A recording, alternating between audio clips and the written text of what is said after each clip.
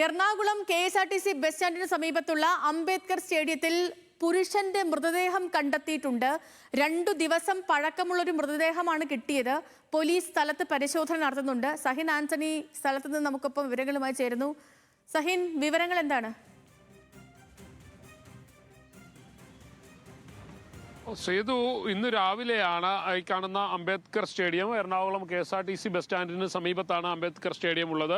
അവിടെ ഒഴിഞ്ഞ ഒരു പറമ്പ്, കാട് പിടിച്ചു കിടക്കുന്ന പ്രദേശമാണ്, തൊട്ടടുത്ത് കാട് പിടിച്ചു കിടക്കുന്ന പ്രദേശമാണ്. അവിടെയാണ് പുരുഷൻ്റേതെന്ന് സംശയിക്കുന്ന ഒരു മൃതദേഹം ഇപ്പോൾ കണ്ടെത്തിയിരിക്കുന്നത്. സ്ഥലത്ത് പോലീസ് എത്തിയിട്ടുണ്ട്. പോലീസ് പരിശോധന നടത്തിക്കൊണ്ടിരിക്കുകയാണ്.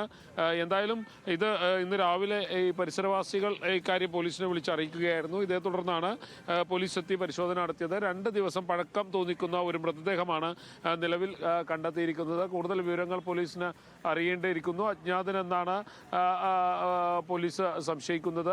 എന്തായാലും ഈ വ്യക്തിയെക്കുറിച്ചുള്ള വിവരങ്ങൾ പോലീസ് പരിശോധിച്ചു കൊണ്ടിരിക്കുകയാണ്. മാത്രമല്ല 2 ദിവസം പഴക്കമുള്ള മൃതദേഹമാണ് നിലവിൽ ഇപ്പോൾ പോലീസിന്റെ സംശയത്തിലുള്ളത്. ഇത് സംഭവിച്ചത് എന്നുള്ളതിനെ കുറിച്ച് പോലീസ് മൃതദേഹം ഇപ്പോഴും അവിടെ കിടക്കുകയാണ്. സേതു, മൃതദേഹം മാറ്റുന്നതിന് വേണ്ടിയുള്ള നടപടികൾ പോലീസ് ആരംഭിച്ചിട്ടില്ല എന്നുള്ളതാണ്. നേരത്തെ ഞാൻ സൂചിപ്പിച്ചതുപോലെ തന്നെ 2 ദിവസം പഴക്കമുണ്ടാകാം ഈ മൃതദേഹത്തിന് എന്നുള്ളതാണ്. പുഴുവരിച്ച നിലയിലാണ് മൃതദേഹം ഉള്ളത്. പോലീസ് കൂടുതൽ വിവരങ്ങൾ ശേഖരിച്ചുകൊണ്ടിരിക്കുകയാണ്. സേതു, ശരി ശരി.